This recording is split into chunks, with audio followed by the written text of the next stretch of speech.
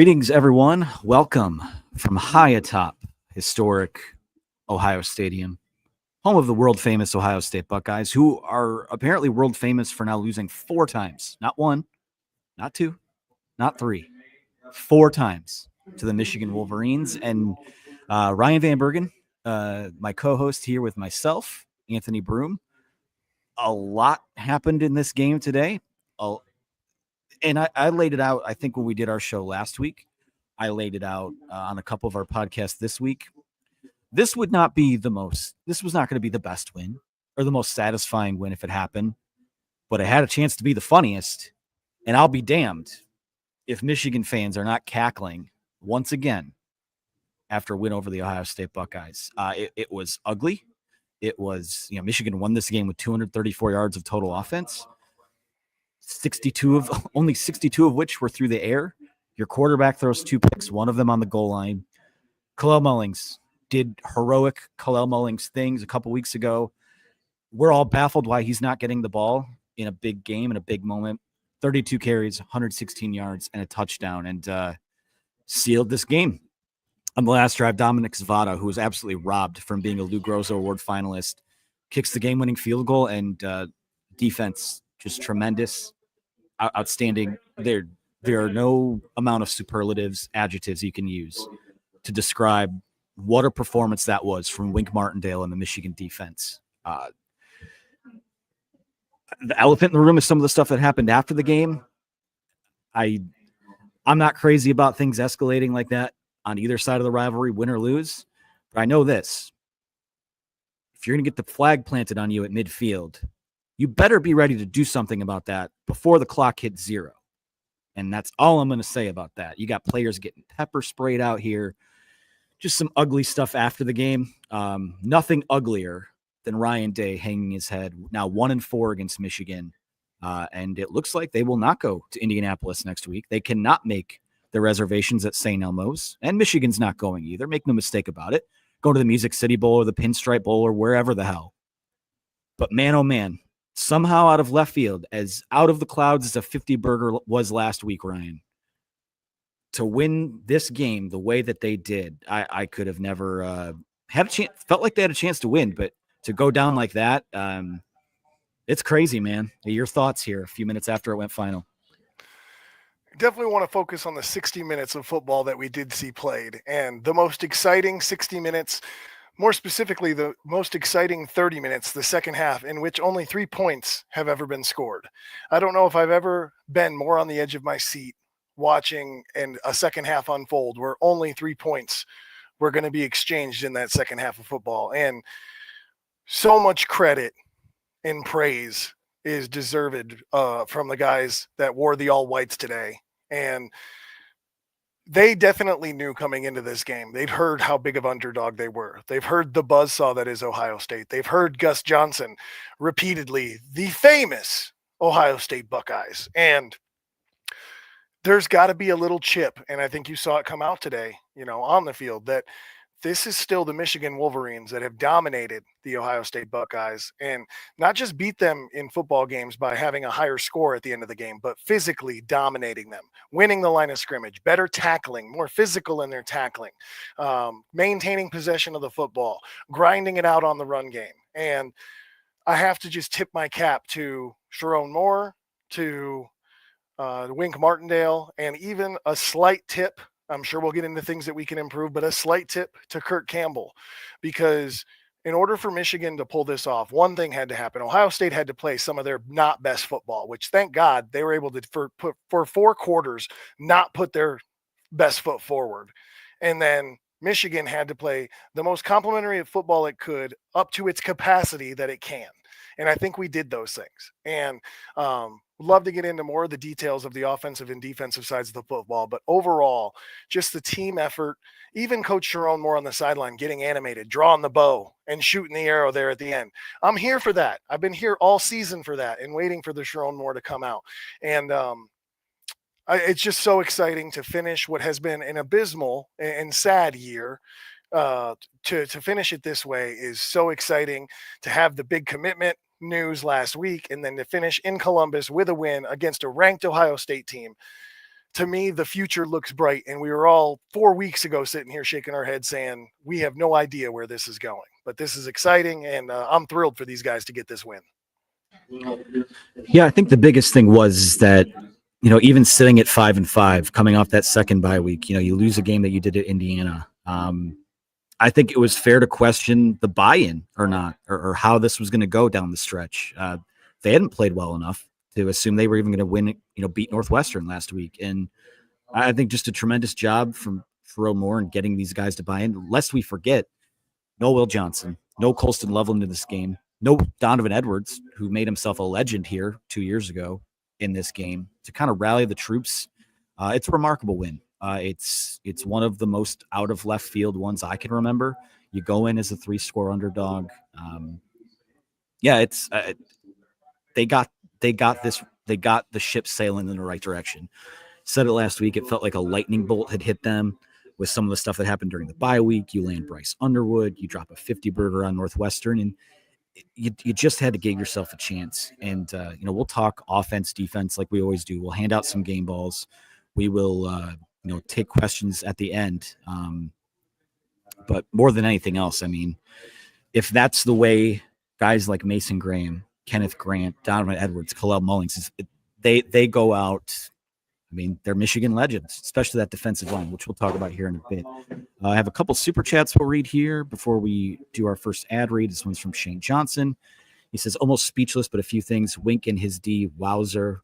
Ryan Day, horrific coaching. Thank you, sir. And flowers to AB for the only one picking a close game with his prediction. Well done. P.S. Bryce Underwood equals 7 straight. We own Ohio. Thank you, Shane, for that. Josh Jackson, 1999 super chat, says, let's go. And number 2, Moore should suspend Cam Brandt or get rid of him for pulling off an OSU's player helmet and punching him. This isn't MSU or OSU. We win and lose with class. I didn't see that happen, but if that did, that's unfortunate. It needs to be dealt with. So we will talk about all those things. First, I want to talk about our friends over at My Perfect Franchise. We've been talking about them all season long. Andy Luedecke, our buddy over there, he's going to help you out if you're ready to leave the corporate rat race for the American dream. If you're looking for a side hustle while working your current job, or if you just want to diversify, build wealth, or leave a legacy, he can help you. He's a franchise consultant as well as a franchise owner and helps people find franchises that fit their skill sets, financial requirements, time to commit, and more. Best of all, services are 100% free, and he's here to help you. If you have any questions about business ownership, you can contact him at myperfectfranchise.net. Call him at 404-973-9901. Email him at andy@myperfectfranchise.net. Thank you, Andy and his team. Andy is his team for sponsoring our post-game shows all year. I think we start this one with defense, Ryan. You look through the box score here, 252 yards of total offense for Ohio State, 175 pass yards, 77 rush yards. We always talk about how the team that wins the rushing battle wins this game. Michigan runs the ball for 172 yards, holds Ohio State to 26 carries, 77 yards, and outside of a chunk play from Quinshon Judkins, really nothing doing there. I thought this performance was remarkable for the defensive line guys. We know Michigan's 7-5. They're going to go to a bowl game where a lot of guys are going to opt out. This was going to be more likely than not the last time we see guys like Mason Graham and Kenneth Grant, Josiah Stewart. We'll see with some of the others on that defense, but they went out. I think the biggest development of this last month of the season was that we went from seeing kind of these individual great efforts and plays on the Michigan defense to a group that did it in unison, that played as one. Wink Martindale made the big adjustment this year. Just a remarkable kind of legendary performance, to be honest with you. It was what I thought this defense could be coming into this season. As we came into this season, we knew we lost Jim Harbaugh, and then we lost J.J. McCarthy and so much of our offensive weaponry. But on defense, we felt like we somewhat had it reloaded in terms of having great defensive linemen, Will Johnson in a secondary that had some veteranism, and then Ernest Hausman and the transfer Jayshon Barnum, we should have been a very solid defense throughout this season. And I feel like there's been times where we have not performed to the level that this team is capable of, these players are capable of, and that's my criticism of Wink Martindale. There are some scheme things that I don't necessarily agree with, but overall, performance-wise, the talent that exists on this defense should perform at a high level if there's a competent person organizing and arranging them. And I thought today you saw a very smart game plan by Wink Martindale, and I think you saw Chip Kelly. Chip Kelly is going to go home and he's going to cry tears that are extra salty because he made some mistakes today that he's going to regret. The stubbornness of Chip Kelly to continue to run the football into our defensive tackles and into the front seven of our defense, as opposed to swinging it out or getting some tunnel screens going with your Ferrari wide receivers. He's going to regret what he opted to do, but it's not our job to call their plays for them. So I think our defense did a tremendous job of responding to being attacked in the run game. I think Ohio State tried to settle into this run game, trying to open up their passing. And Michigan can commit 6 or 7 to stopping the run because they are so dominant with Kenneth Grant and Mason Graham in the middle. Those guys consistently absorbed 2 blocks, and then they also lost no leverage in their gaps or were able to come out of their gap to make plays. It's not something that you're going to see on ESPN as listed as a top play, but these guys do it play in, play out. Mason Graham specifically, what he does in the small space in order to get himself off of a block and into a position to make a play, he does it all the time. And that's why he's an All-American, and that's why he's going to make a lot of money playing on Sundays. But overall, defensively, we played a fantastic game. Makari Page, I know we're not doing game balls yet, but he's in contention for me as I've been thinking about game balls. He had an excellent day.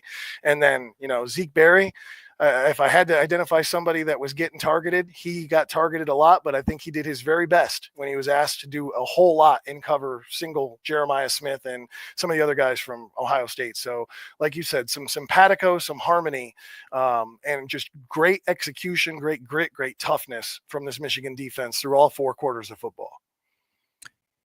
And I think they were bailed out at times by the fact that it seemed like they wanted to establish a run game.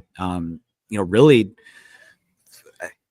Ohio State's only touchdown came in that 2-minute drive at the end of the first half where they're starting to go tempo and they're getting their wide receivers involved. And that's kind of been a thing where the last few years they've, I don't want to say taken the Michigan recipe, but they've tried to run the ball a little bit more when you're a Ferrari. Like, you've got these 3 great wide receivers. You got a guy in Abuka who's going to be a first rounder or is going to be up there. Jeremiah Smith is going to be as good as anyone that they've had. And, credit to Michigan. The coverage was really good throughout the day. Abuka had 4 catches for 51 yards. Jeremiah Smith, 5 for 35 and a touchdown, which, again, early on, a couple questionable calls / maybe no calls that led to him, getting the ball or setting Ohio State up for success. But just a remarkable job. I thought the pass rush was terrific. Let me see. Actually, Michigan didn't have a sack today, but it felt like those guys were disruptive. It felt like, some of the early mistakes, certainly the interception right near the goal line for Amir Hall on Will Howard. I think that was a mistake that kind of lingered. Makari Page just talked about him. He got a couple licks on him that seemed to, put a little equity into him being a bit shaken up late in the game. And then, the interception late. So Will Howard, 175 yards, 1 touchdown, 2 picks. Other than that, let's see here. Third down numbers. At one point, they were 6 for 11 or 6 for 12 on third down. So Michigan really clamped down late, finished 6 for 16, 4.3 yards per play allowed. Just again, we talked about up and down the board, but just a workmanlike effort from those guys. It was really interesting to me. I'd like to go back and see some of the play calls that they had, because I thought I saw a lot of 3rd and 6, 3rd and 7s for Ohio State where they opted to try and run the football. And that shocked me. To me, that was Chip Kelly basically sacrificing the queen in a chess game because you're not using your best weapons. And the only reason I can think of is that you're too afraid that you can't protect your quarterback for long enough to get it out to him. And to me, when I saw that not just one time, but happened consistently throughout the game that they were calling run plays on 3rd and 5s, 3rd and 6s. I just kept thinking they're going to leave us in this thing. They're going to leave us around at the end. And, God willing, we're going to get an opportunity to kick a field goal with our solid kicker. And sure enough, that's how it fleshed out. Let's just hand out defensive game balls now. Makari Page, Amir Hall, I'll put them in the same bucket there. You singled out Makari Page, so let's hear about his performance a little bit. Ernest Hausman as well, 8 tackles, 1.5 tackles for loss. A lot of guys worthy of this pick today. Absolutely. I mean, it's one of those things that there just needs to be a special helmet sticker for today's effort and today's game for all 11 guys out there, and not just the 11, but guys that rotated in, guys that helped. It was a all over effort, but if you had to identify one guy that stood out to me, Makari Page, when a big play needed to be made or a big tackle needed to be made, Makari Page happened to be right place, right time, and came with violent intentions. And to me, that's what you look for in a safety. And he kind of, I thought, got the heart beating on defense, and everybody else followed suit. So he's my game ball earner. Yeah, I'm with you there. His best game by far this year. I think, most of Makari Page's best game film at Michigan comes playing alongside guys like Rod Moore and Mikey Sainristil and Will Johnson. But he was a tone setter today, and that's a Michigan captain making plays for them in the biggest possible moment. And actually his second pick ever in Ohio Stadium. So he's carved out a bit of a legacy here. Any other lingering thoughts about the defense? I mean, they didn't allow anything today. There's nothing to really nitpick. I think it's A++ across the board. I would just say that it could be a concern that people look at the stats and say, oh, wow, we didn't have any sacks. Make no mistake, Will Howard was uncomfortable and under pressure, and not just under pressure, but under pressure with only 4 rushers and only 5 rushers, which allowed us to do doubles on Jeremiah Smith and allowed us to be good in coverage. In that last series there, I mean, there was 3 plays in a row where there was no one open, and there was time for him to throw the football. But in general, I just thought it was a really good job of the defensive line and defensive tackle specifically influencing this game. If ever there's going to be a game more impacted by defensive line play, I'd like to see it, because for me, if I ever become a coach, this is my clinic tape. We go back, we watch the 2024 Michigan-Ohio State game, and you're going to watch some interior tackles wreak havoc, and just happy for those guys. Absolutely. We'll move to offensive takeaways here in a second, but we want to shout out our other sponsor for this post-game reaction show, our friends over at Passes. You know that Michigan announced a partnership with Passes a few weeks ago. And hey, listen, I'll be honest with you. The copy they gave me this week kind of built in the fact that there might have been a loss to Ohio State. So I got to improvise a little bit here. If you don't want this game next year to come down to a game-winning field goal late, or you want to see, more offense, you want to see more playmakers on the field instead of the death by 1,000 paper cuts, which has worked, but we know that Michigan's getting more talented. We know they landed the number 1 player in the country in Bryce Underwood. And there's something you can do about that. Passes.com is the newest partner of Michigan athletics. We had the founder on the show, Lucy Guo, a few weeks ago. She's amazing, super friendly, super passionate, really excited to get this off the ground at the University of Michigan.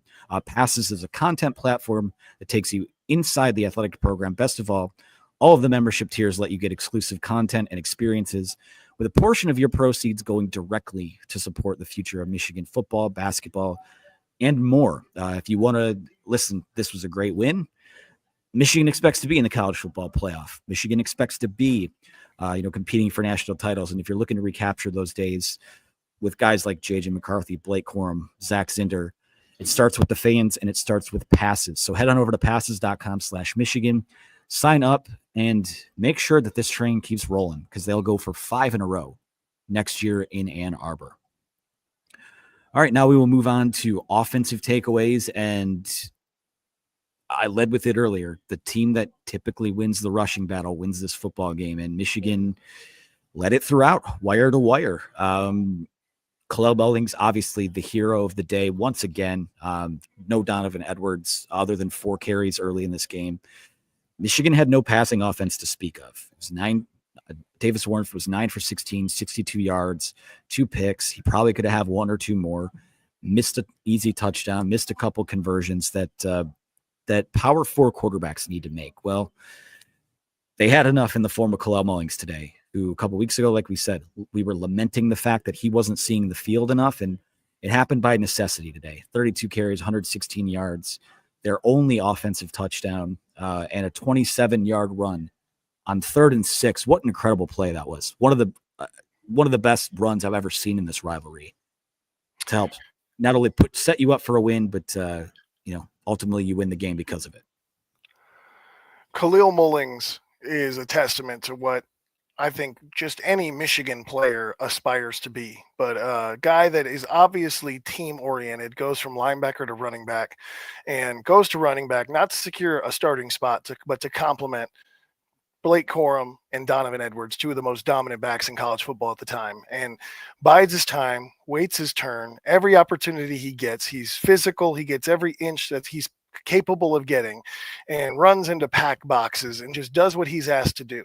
And to have a game where you feel like you get the opportunity to put the team on your back and carry some weight for your teammates, he had to have appreciated the opportunity and has to be tickled that he made the most of it and had some of those highlight plays and highlight breakouts. And sure, there weren't any rushes for 25, 30, 40 yards, but the grind and the physical nature in which Kalel Mullings has not just attacked this game, but has had throughout his career, to me, was the tone setter for this game. This was such a gritty, physical, tough, stick your face on someone and move them type game. And that's what we wanted. We wanted Ohio State to come down to our level and play that style of game.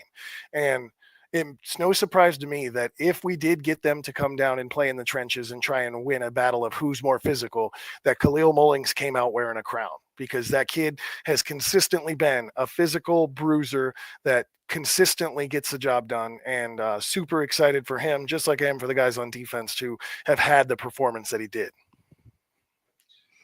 1000%. And the fact that, again, it's, I'll stop short of saying it's a redemption arc. But a couple weeks ago, I think, was it that Indiana game where he had, 4 carries in the first half? And I think in the Oregon game, that there was a game where he had 8 carries for 16 yards, just kind of lost it in the middle of the year. Whether it was, I know he was banged up a little bit. I know that, obviously the offensive line didn't have the same lanes for him to run through as you saw early on in the season. But, Kalel Mullings this year, you think about the games that he's single-handedly won for you. I mean, won you the USC game, won you the Minnesota game.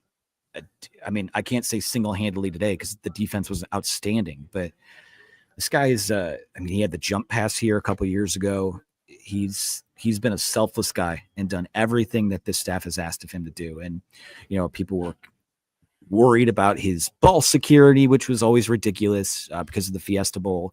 Just a guy who came out in a legend-making performance. And he's a guy who I already think very highly of for what he's done at Michigan. But to do that in this game, that's Aiden Hutchinson having 3 sacks a couple years ago. That's Cornelius Johnson doing what he did a couple years ago. That's Rod Moore calling game last year. It's he's now kind of etched himself in the history of this rivalry. He has, and he deserves a place in the list of running backs that have had success at Michigan and kind of set the standard for what you expect when you see a Michigan ball carrier. And I hope to see him on Sundays. I feel like not to pivot to NFL, but it was kind of a mainstream story of, do you pay a running back because does a running back make or break your offense? And to me, the answer is obvious. Yes, your running back is the heart and soul of your team. And as much as your quarterback can make your team, you can live or die by your quarterback. If your running back has 150 yards with 2 touchdowns every game, you're probably sitting pretty good positionally as a team. So excited for Mullings, excited for guys coming up behind him. And I still think that there were opportunities in this game that we left on the table to get to some of the things that maybe weren't as positive as just winning this football game. But if you watch the first series, I feel like the way that Kirk Campbell calls an offense when we need to score is so different than when we have even just a 3-point or a 7-point lead. And you watch that first series and we're in split gun with 2 backs on each side. We're motioning the tight end and shifting. Then as we get into the later series, we had 6 series kind of there in the middle where they don't go anywhere. 3 and outs or 4 or 5 plays and we punt. And a lot of those times I feel like Mullings and any back that we have is kind of at a disadvantage because we're not challenging the eye discipline. There's so many times in the first series that you've got guys zooming across the field, you got guys not sure where to go, and then you get into this settling in to the offense when we're ahead, and you see Mullings just running his head into an 8-man box and very little dressing to confuse the defense with it. So even more of a credit and tip of the cap to Khalil Mullings and the offensive line for what they were able to do today, because I do think they were put into some positions, again, which has been consistent through the season, that the defense has a clear idea of where you're going, and they still haven't been able to stop it. I want to shout out the offensive line too, because earlier we talked about how you look at the box score and it shows that Michigan didn't have any sacks, but they didn't allow any sacks either. But I don't think Ohio State was as even close to as disruptive as they could have been in this matchup. I thought Evan Link played one of his best games of the year. I thought, again, Davis Warren bailed out of some clean pockets, and I'm not going to fixate as much on him this week, given that they won the game, but Michigan probably wins this game by multiple scores with even just like a replacement level Power 4 starter. And that's no disrespect to Davis Warren, but at this point, we've seen him start 9 games this year, and he is what he is. On the same token, I think the number is they're now 8-0 in the last, 10 years when they pass for 100 yards or less, which is absolutely insane. That's insane. It's like the most Jim Harbaugh of stats you could ever imagine. And certainly wherever he's watching this at today, has to just be smiling ear to ear, especially after his understudy, so to speak, beats Ryan Day for the second year in a row and the fourth year in a row altogether. There's not a whole lot else to talk about offensively. I thought when they mixed Alex Orji in there, it made sense. He had a 29-yard run in this game. Needed to pop one of those if he was going to find a way, or if you're going to find a way to win this game. Your leading receiver today was Marlon Klein with 3 catches for 13 yards. 2 huge conversions out of him. A huge one from Peyton O'Leary, Davis Warren's roommate, on that game-winning drive. They just found a way to scrape the bottom of the barrel for enough. They just did enough. And, it goes back to the fact that these guys could have come in and hung their heads and shut it down at any point this year. And we know the talent deficit on offense that they've been operating out of, but to just scrape the barrel and do just enough when your defense is playing so well. And they put them in some tough spots today. That's complimentary football, and they saved their best for last. And that was, again, you look at this drive chart. Michigan had its last 2 drives before the kneel down. They ran 26 plays for, math is hard, 134 yards on their last 2 drives. One of those was the interception on the goal line, but that was dominant football. And the type of fourth quarters we've seen the last few years in this game. I'm trying to do fast math because I think the last 2 series has almost as many plays as the preceding 7 series before it. And to me, that just goes to show, if you go back to the reception chart and you look at the guys that caught balls today, I don't know if I've ever been able to do this in a game, but I feel like I can go through the list and tell you where the third down was that guy made a catch right past the sticks. Klein, I believe, had 3. 2 of them were third down conversions that he caught on his knees right at the sticks. Tyler Morris, I think, had the same thing. Frederick Moore early in the game, same thing. They had 1 catch. Peyton O'Leary, 1 catch.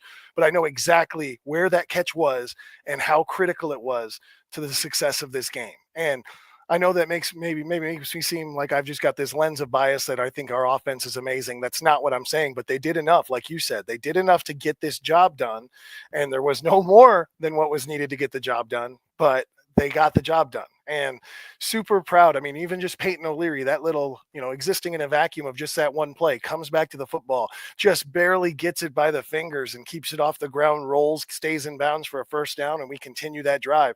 Him coming in as a walk-on lacrosse player and going through his grind to get there. To me, this was a storybook style of game for these guys that are deserving of a better season, and this cherry on top is quite large on top of their sundae that is this season. May as well do the game ball now. Khalil Mullings in agreement? Khalil Mullings? All in favor, aye. Okay, deal.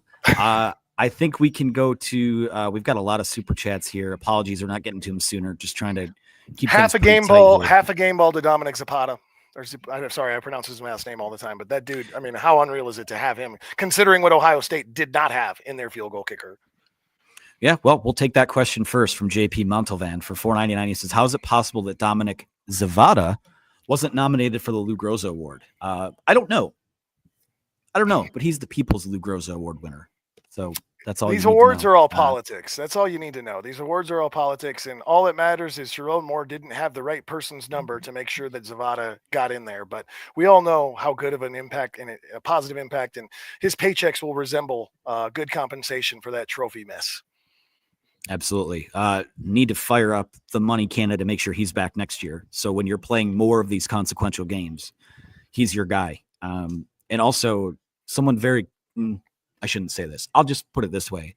I was informed, or it was brought to my attention, that apparently the stats for one of the guys that was the finalist for the award was incorrect when they sent it out to the voters. So I don't know if that affected it or not, but it's the old Ron Swanson quote. I think awards are stupid, but they'd be less stupid if they went to the right people. Let's go to this one from Dedoy, who says, "It's satisfying knowing that gold has not been wasted on pants for the last 4 years." In regards to the trophy that the Ohio State players apparently get, if they beat Michigan, they get a pair of golden pants of some sort that I'm not aware of. But yeah, I'm excited. It's an expensive mineral that needs to be used for other purposes. So I'm glad that that mineral was saved, and hopefully we can continue to use it for better sources. We'll go to a game question here from Josh Jackson for $4.99. He says, "Ohio State has the best wide receiver core in the nation versus a horrible U of M secondary." I'll push back on that, by the way. Why continue to run into the best defensive line in the nation? Because they're tough. Stubborn, tough. Honestly, I'm baffled. I'm baffled just like you are, Josh Jackson, that they would not take a more perimeter approach. I mean, I watched the game. I watched the TV copy, and Joel Klatt is saying the same thing. It surprised everybody who was watching that game that Chip Kelly didn't do more to get the ball to the perimeter. And all I can say is thank you.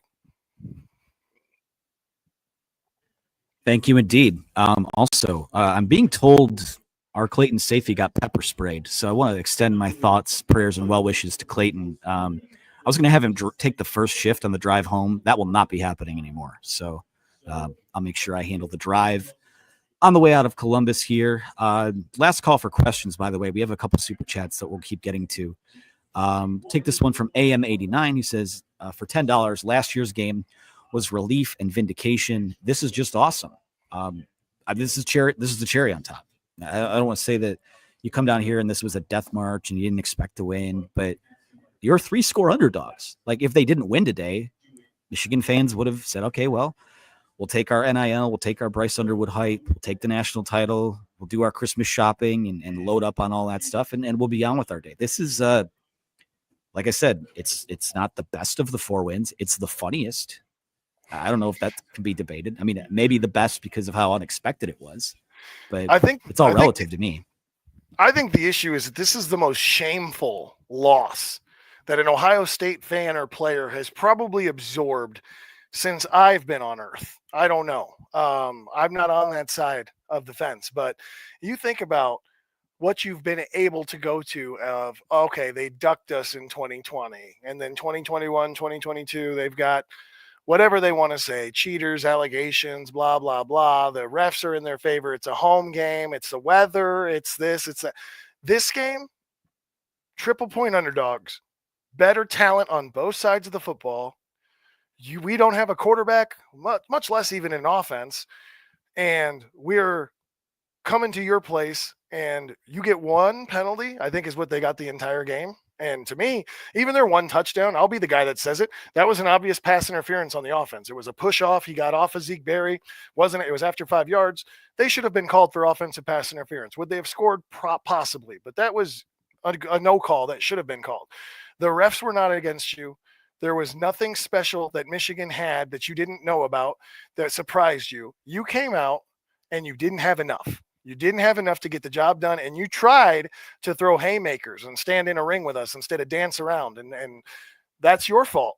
And you have to wear this. And I feel like if you're an Ohio State fan, player, coach, this has to be one of the ones that hurts the most. Out of the last 4 years, this one hits you right in the jejunum. And I bet you're feeling like you got to puke. Mark the word jejunum off your post-game show bingo cards. That's a first one here. Bizzer for $4.99 says, this guy third base fired for real, for real. I hope he stays forever, for being honest.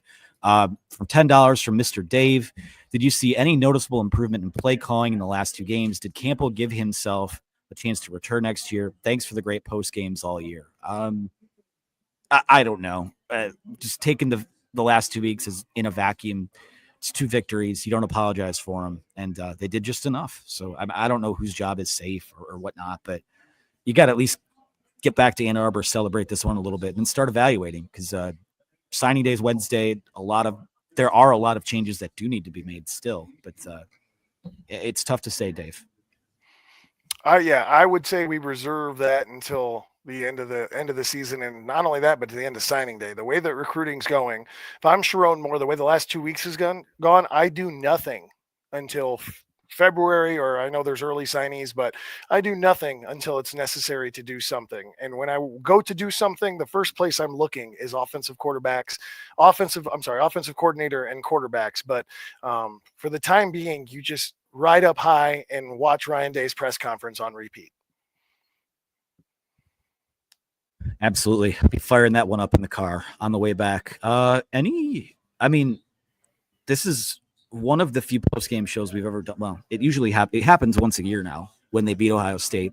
There aren't usually questions. It's just usually loud noises and screaming and all of that. So I guess that might just be a good place to kind of put a pin in it. There's a lot going on here, a lot to wrap up before we get back on the road. I'll close by saying this. 7-5, I think, when you really kind of take a deep breath, step back, and look at that as the floor of what this season could be, and that's what it was. So we could play the what-if game. I mean, they could have lost to USC. They could have lost to Minnesota. Michigan State could have gone sideways at any point. This game, at any point, could have gone sideways. The totality of it is you are what your record says you are. But at the end of the day, when you look at it as you come out of this year with 2-0 in rivalry games, Little Brown Jug stays home, Paul Bunyan stays home. I know it's not prestigious, but George Jewett Trophy, Northwestern game, that stays home. And you have a win over Ohio State. They left a couple opportunities on the table for this to be a much better season. But if you told me before the year that was what Sherrone Moore's first season could be or would look like, I think you take it. I think you take it knowing that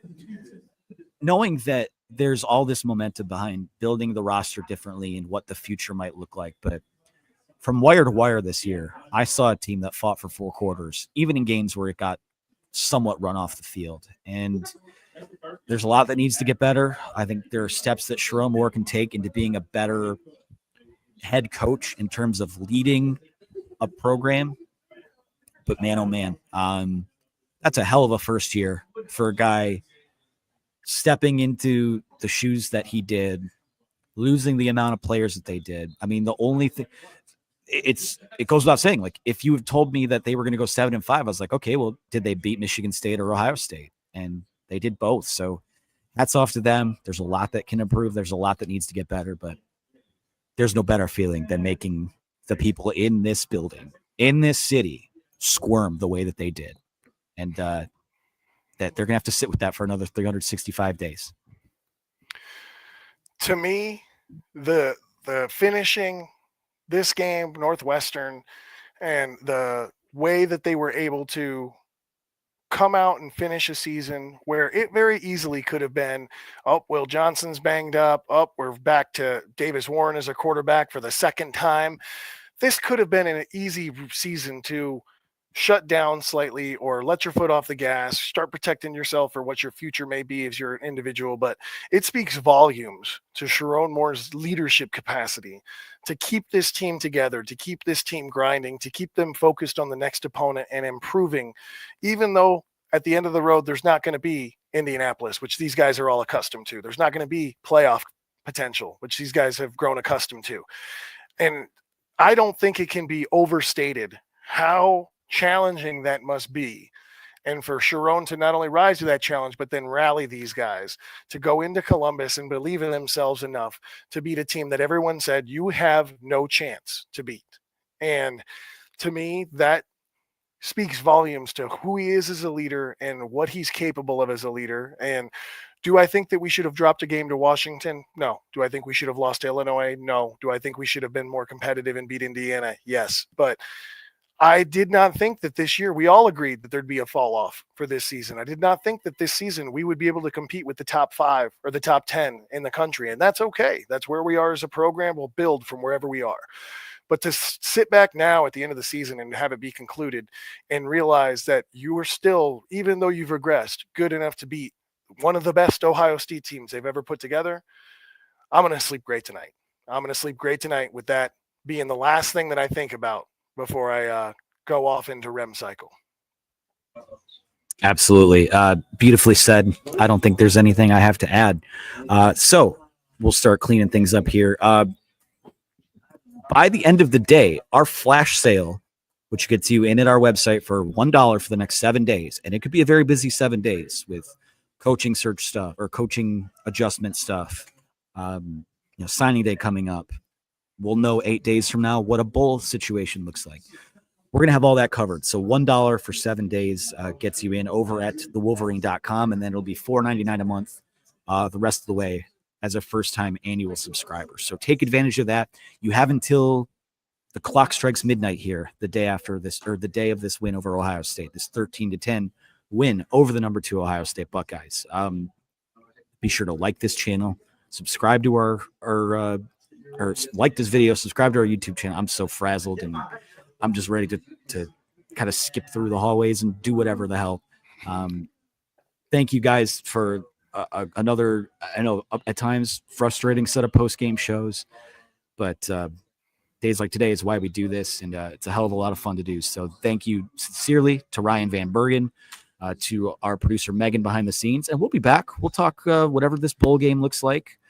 We'll do one more this year, and then beyond the 2025 season. So for our friends Ryan, producer Megan, our sponsors at My Perfect Franchise and Passes, I'm Anthony Broome. Doesn't get old. We'll talk to you again next time.